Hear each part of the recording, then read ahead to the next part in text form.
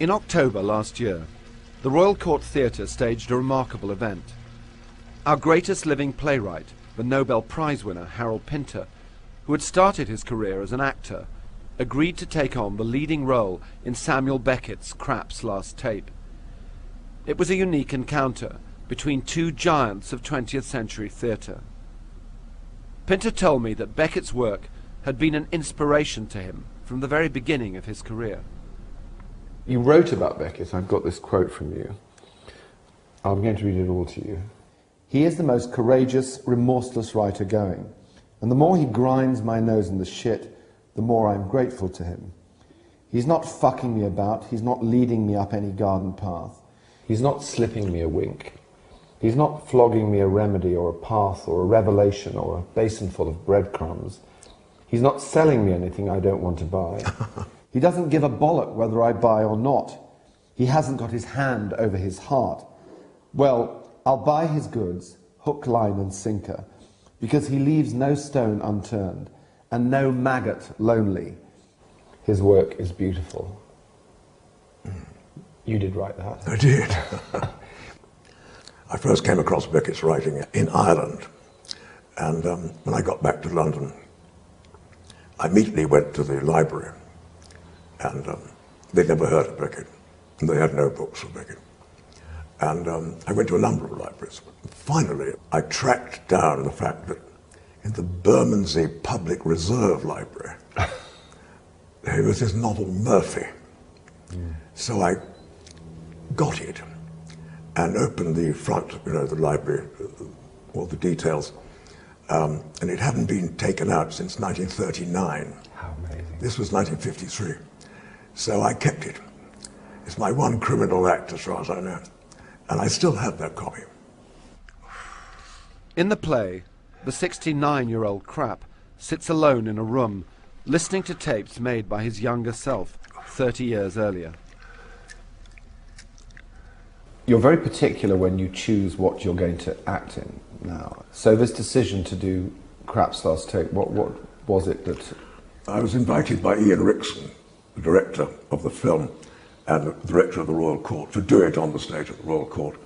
And I was very hesitant about it because I'd been very, very ill. I just didn't know whether I had the energy. Although I knew the play extremely well.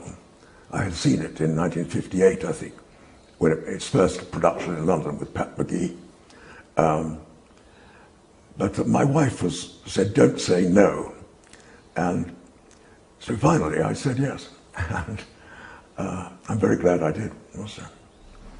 Incidentally, I had to play in a wheelchair because I didn't actually have the physical energy to go upstage and have a drink, as is indicated in the script.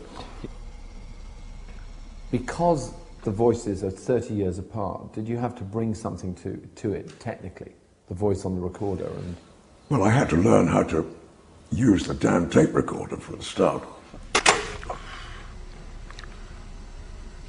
39 today, sound as a bell.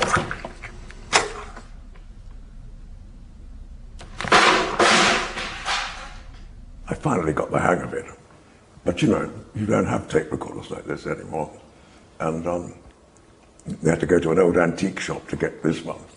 And but it was crucial that I did learn how to use it, because it's a brilliant conception.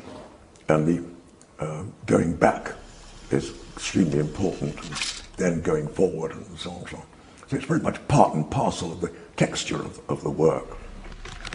39 today, sound as a bell. Apart from my old weakness. And intellectually, I have now every reason to suspect at the crest of the wave. Or thereabouts. He takes the piss out of himself, I think, Krapp, quite a lot. And I enjoyed doing that. In so many ways you could say that the play is pessimistic, but it's also incredibly exhilarating. I mean, the sound of that voice. Yes, so much loss. Some very, very, very moving passages in the play. The memory of the girl, the punt. Very beautiful writing. But finally, I think it has to be said, it's about utter loneliness and failure. But it's also exhilarating, you're absolutely right, because of the language. When you say that word spool, I mean, the enjoyment in that word, even if it is mixed with contempt, is contagious. Quite. Spool. Spool. Because it's about the passing of time and of life passing, of the inevitability of death, it is, after all, Krapp's last tape. Yes. Given that you've been ill yourself, and given that time is precious for all of us who are getting older, did it have a particular resonance for you doing this as an actor at this time in your life as well? Well, I think it did, yes.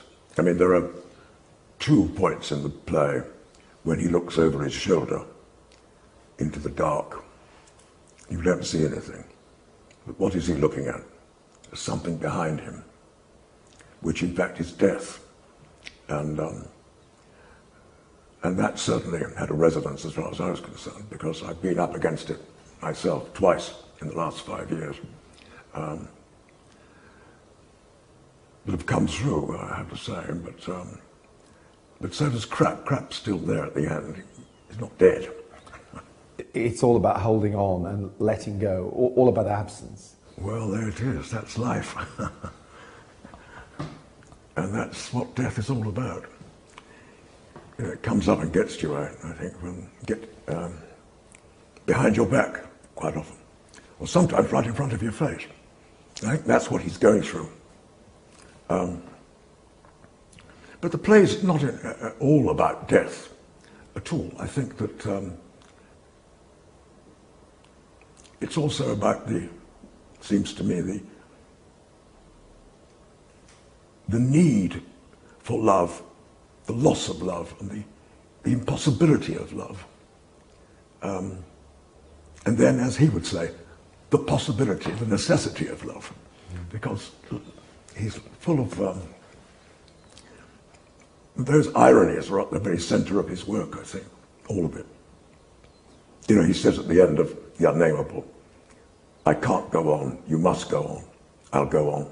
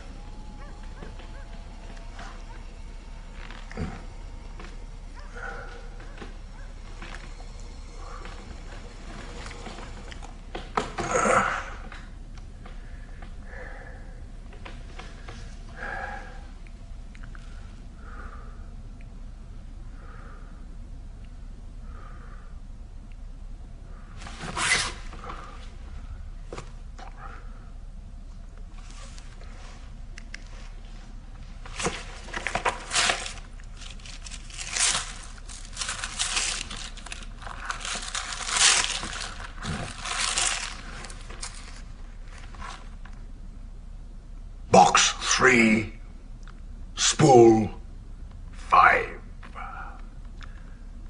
Spool. Spool.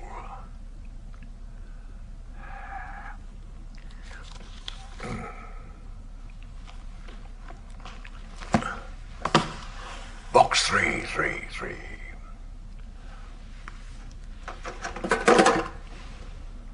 Four.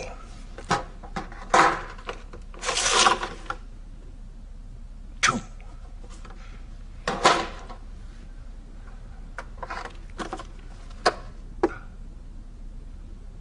Nine. Good God.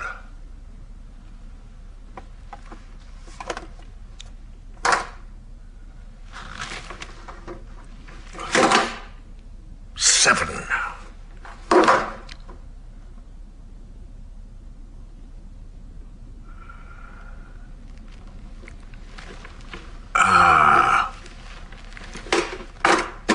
The little rascal. Box 3, spool 5. 5, 5.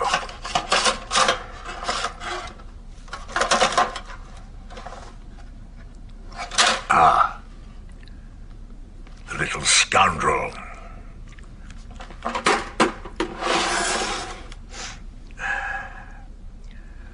Spool 5. Box 3, spool 5.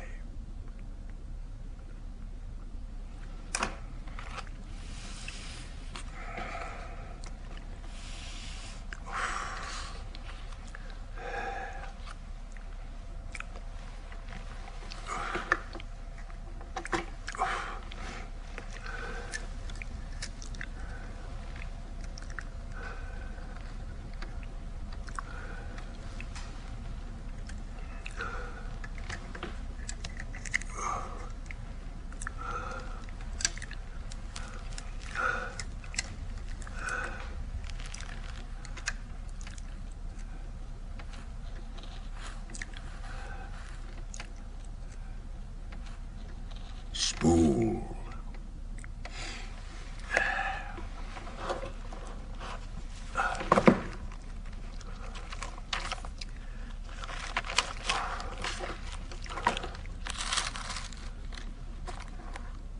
Mother at rest at last.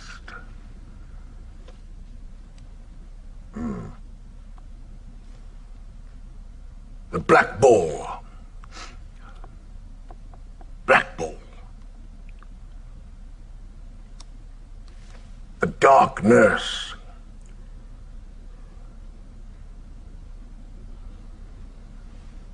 Slight improvement in bowel condition.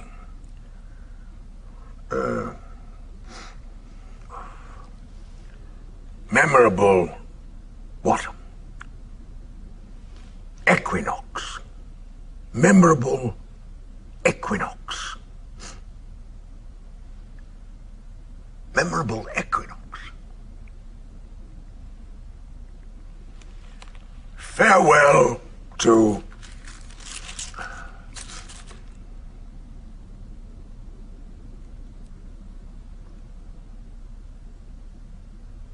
love.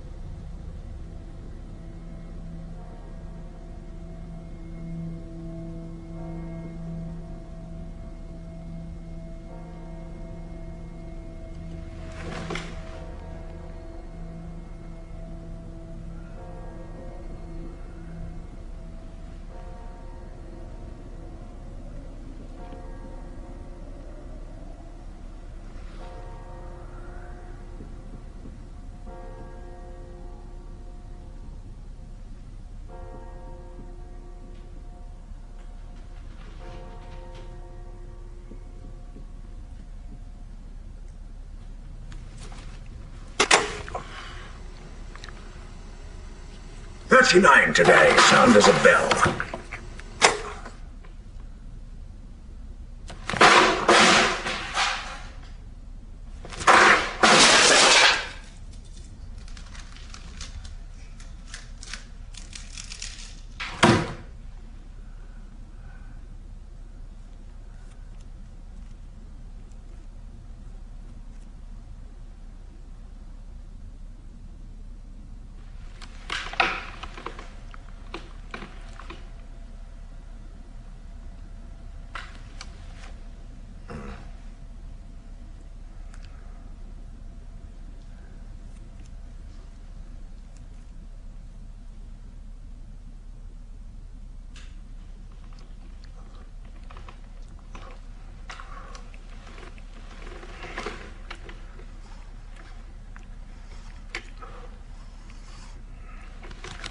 "39 today, sound as a bell.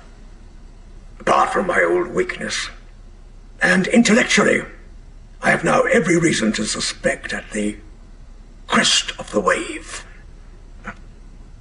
Or thereabouts. Celebrated the awful occasion as in recent years, quietly at the wine house. Not a soul. Sat before the fire with closed eyes, separating the grain from the husks. Jotted down a few notes on the back of an envelope. Good to be back in my den in my old rags. I've just eaten, I regret to say, 3 bananas, and only with difficulty refrained from a 4th. Fatal things for a man with my condition. Cut 'em out. The new light above my table is a great improvement. With all this darkness round me, I feel less alone. In a way. I love to get up and move about in it. Then back here to me. Crap.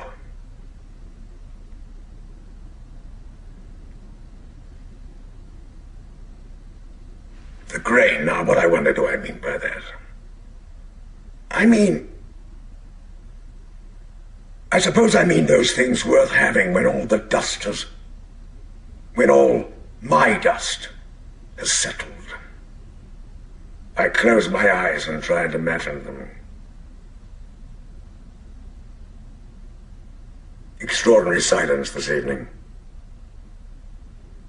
I strain my ears and do not hear a sound. Old Miss McClone always sings at this hour. But not tonight. Songs of her girlhood, she says. Hard to think of her as a girl. Wonderful woman, though. Connaught, I fancy. Shall I sing? When I am her age? If I ever am? No. Did I sing as a boy? No. Did I ever sing?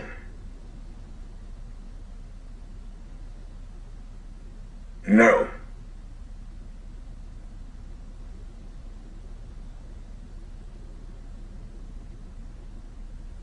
Just been listening to an old year, passages at random.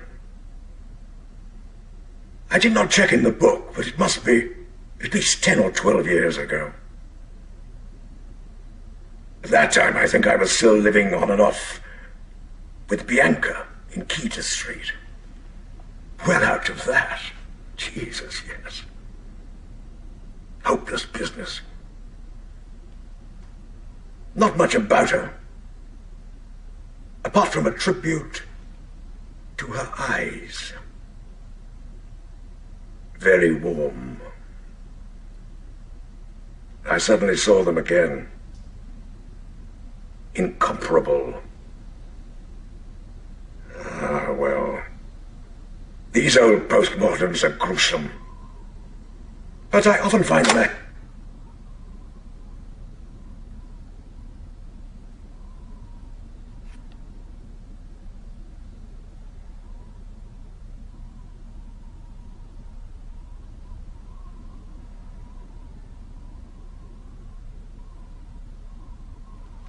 my help before embarking on a new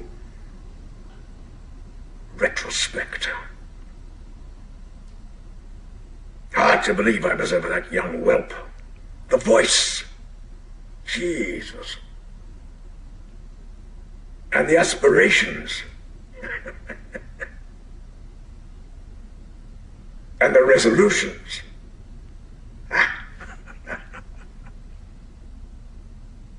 To drink less, in particular.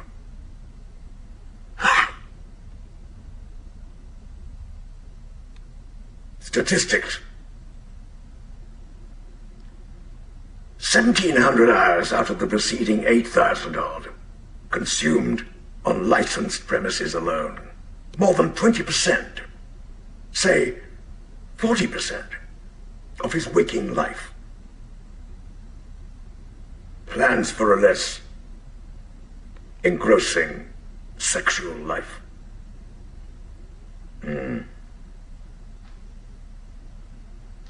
Last illness of his father, flagging pursuit of happiness, unattainable laxation, sneers at what he calls his youth, and thanks to God that it's over. False ring there.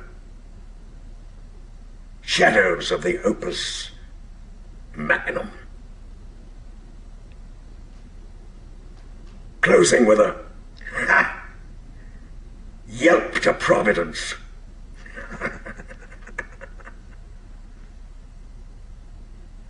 What remains of all that misery? A girl in a shabby green coat on a railway station platform. No? When I look back on the years,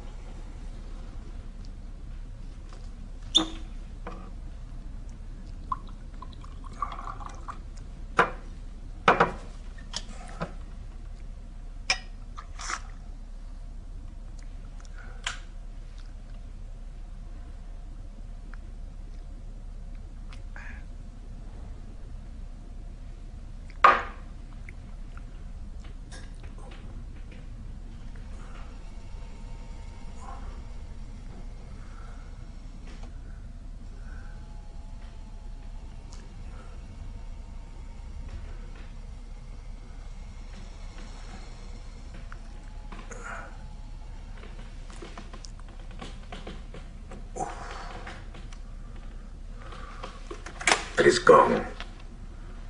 With what I hope is perhaps a glint of the old eye to come. There is, of course, the house on the canal, where Mother lay a-dying in the late autumn, after her long vacuity. And the bench by the...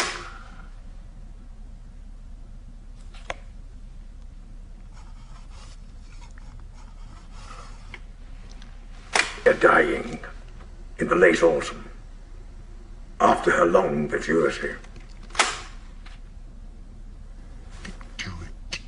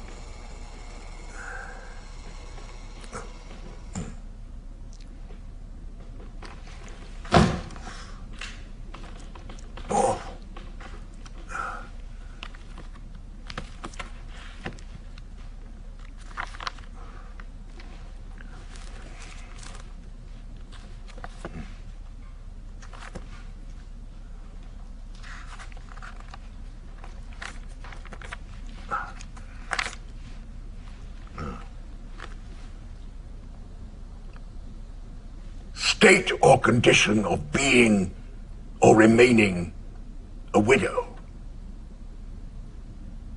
or widower. Being or remaining.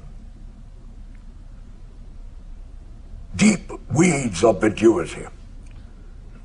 Also of an animal, especially a bird, the widower or weaver bird. Black plumage of male. The widower bird.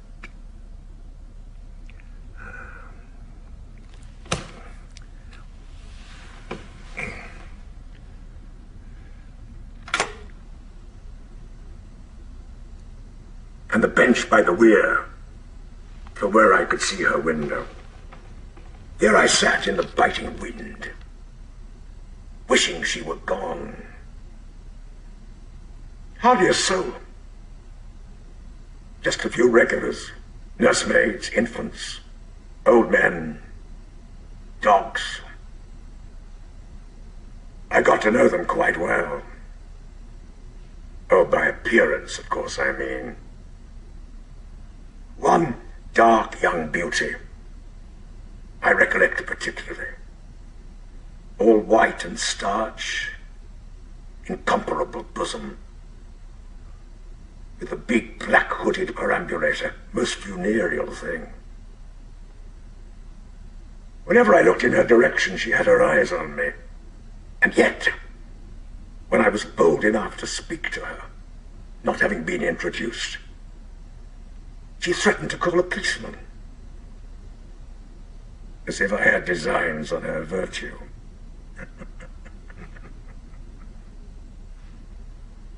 The face she had,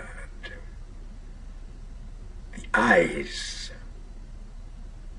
like chrysolite.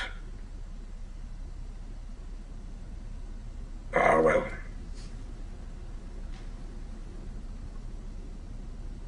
I was there when...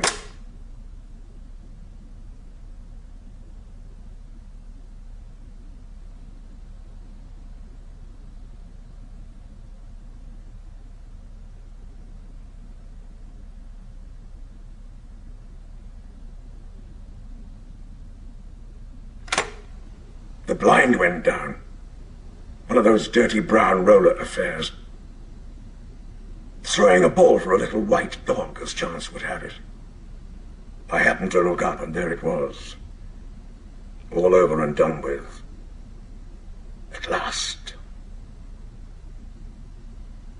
I sat on for a few moments with the ball in my hand, and the dog yelping and pawing at me. Moments. Her moments. My moments. The dog's moments.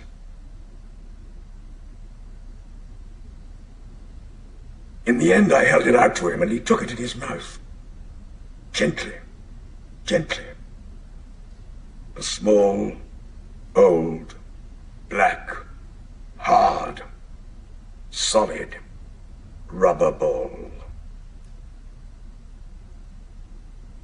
I shall feel it in my hand until my dying day. I might have kept it, but I gave it to the dog.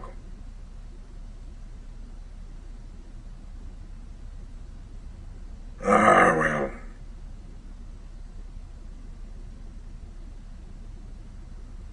Spiritually, a year of profound gloom and indigence. Until that memorable night in March, at the end of the jetty, in the howling wind, never to be forgotten, when suddenly I saw the whole thing. The vision, at last. This, I fancy, is what I have chiefly to record this evening, against the day when my work will be done and perhaps no place left in my memory, warm or cold, for the miracle that... for the fire that set it alight. What I suddenly saw then was this, that the belief I had been going on all my life, namely, great granite rocks, the foam flying up in the light of the lighthouse, and the wind gauge spinning like a propeller, clear to me at last that the dark I've always struggled to keep under is, in reality, my most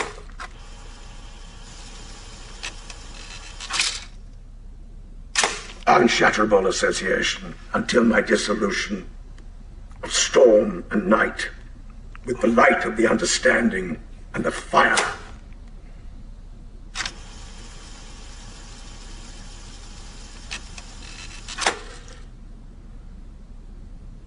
My face in her breasts and my hand on her.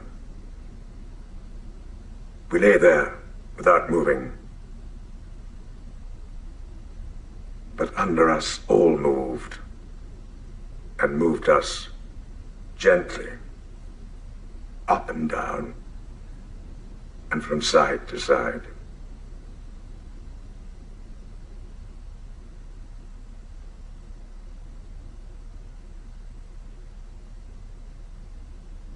Past midnight. Never knew such silence. The earth might be uninhabited.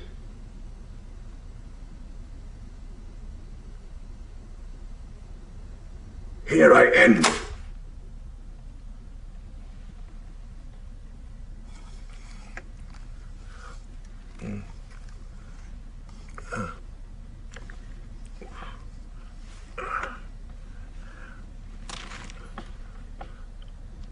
Up a lake with the punt, bathed off the bank, then pushed out into the stream and drifted. She lay stretched out on the floorboards, with her hands under her head and her eyes closed. Sun blazing down, bit of a breeze, water nice and lively. I noticed a scratch on her thigh and asked her how she came by it. Picking gooseberries, she said. I said again I thought it was hopeless and no good going on. And she agreed, without opening her eyes. I asked her to look at me. And after a few moments she did. But the eyes just slits because of the glare. I bent over her to get them in the shadow, and they opened. Let me in.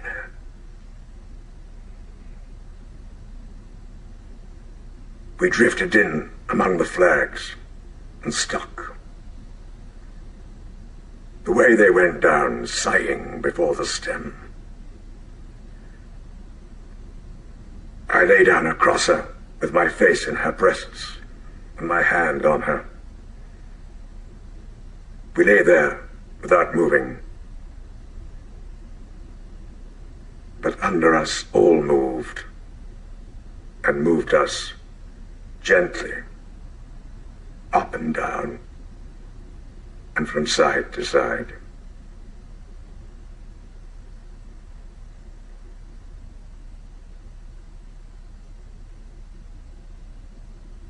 Past midnight. Never knew such silence. The earth might be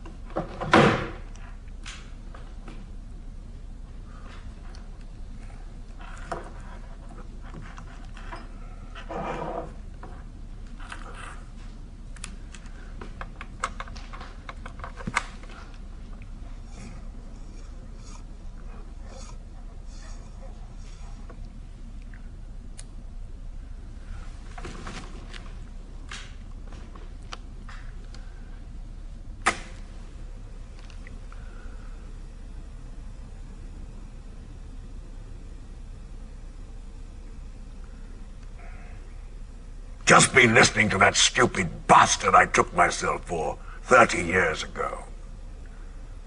Hard to believe I was ever as bad as that. Thank God that's all done with anyway.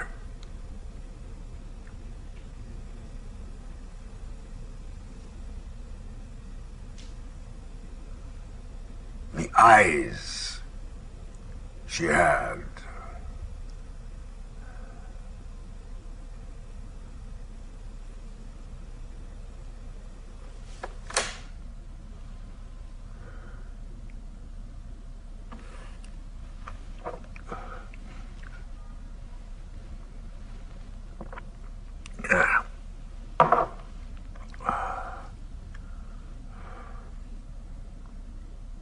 Everything there, everything, all the...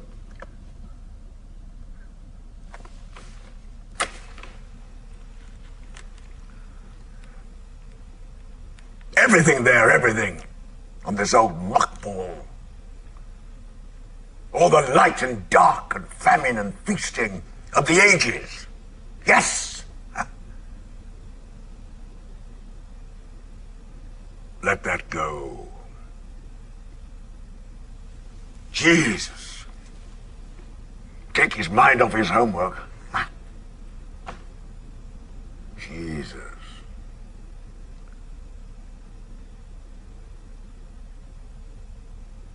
Ah, well, maybe he was right. Maybe he was right.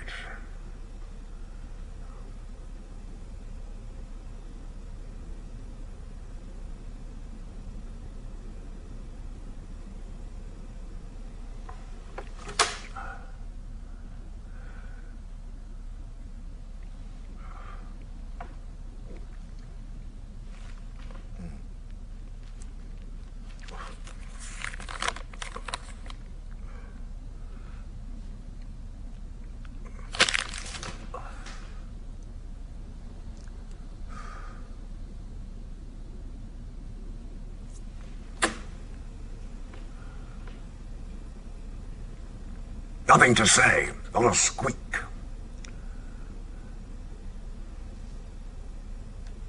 What's a year now? The sour cud and the iron stool. Reveled in the word spool. Spool. Happiest moment of the past 500,000.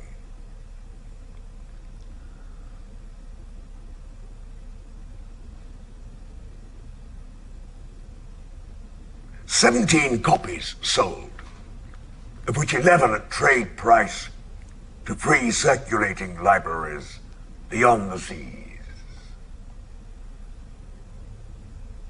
Getting known. £1.6 or something. 8, I have little doubt.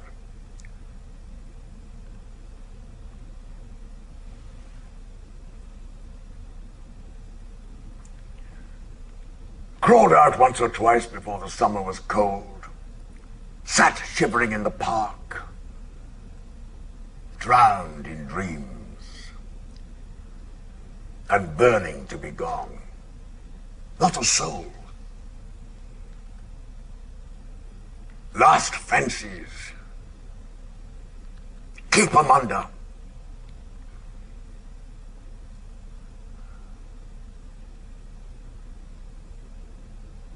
Scalded the eyes out of me reading Effie again. A page a day. With tears again.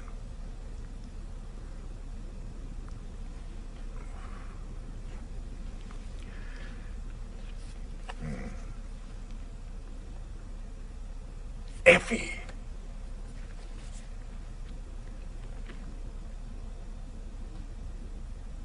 Could have been happy with her, up there on the Baltic, and the pines, and the dunes.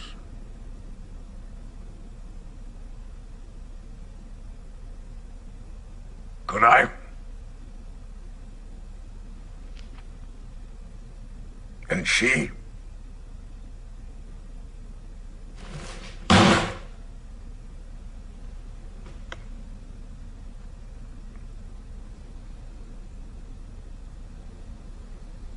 Fanny came in a couple of times. Bony old ghost of a whore. Couldn't do much, but I suppose better than a kick in the crutch. The last time wasn't so bad. How do you manage it, she said, at your age? I told her I'd been saving up for her all my life.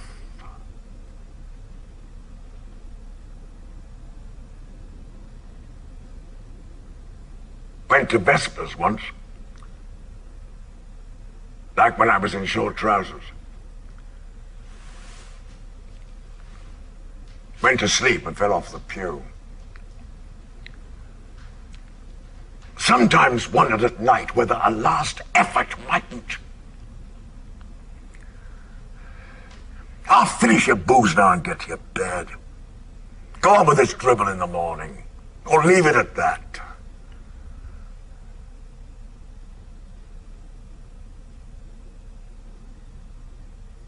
Leave it at that.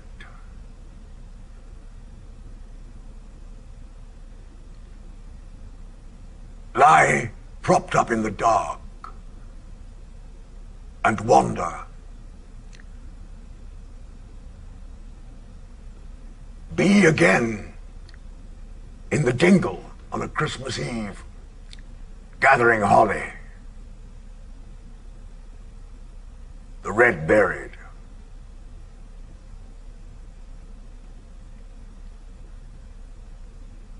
Be again on Crochan on a Sunday morning, in the haze, with the bitch. Stop and listen to the bells. And so on. Be again. Be again.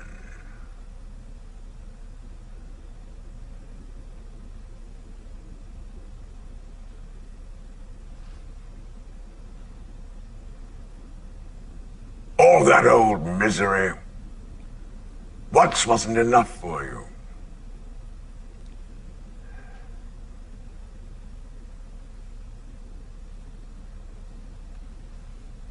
Lie down across her.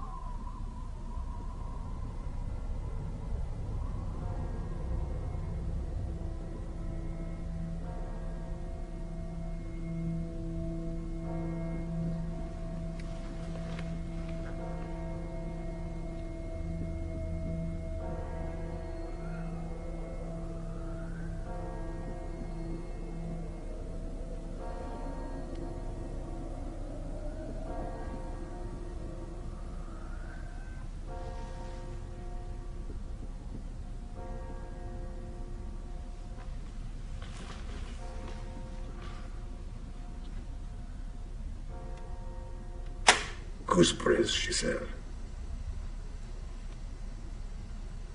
I said again I thought it was hopeless and no good going on. And she agreed, without opening her eyes.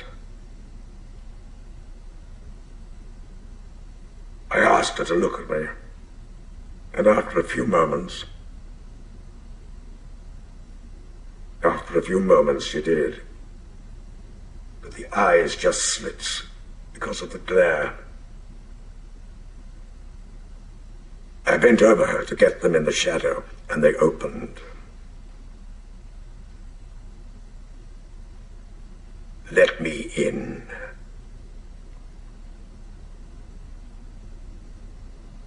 We drifted in among the flags and stuck. The way they went down, sighing before the stem. I lay down across her with my face in her breasts and my hand on her We lay there without moving.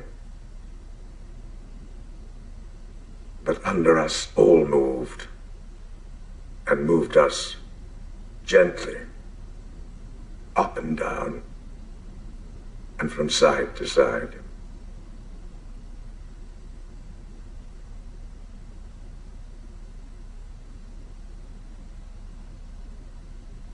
Past midnight. Never knew such silence. The earth might be uninhabited.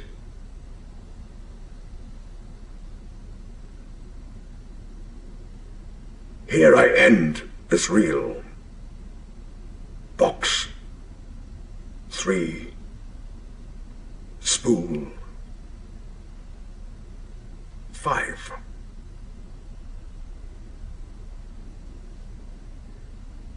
Perhaps my best years are gone.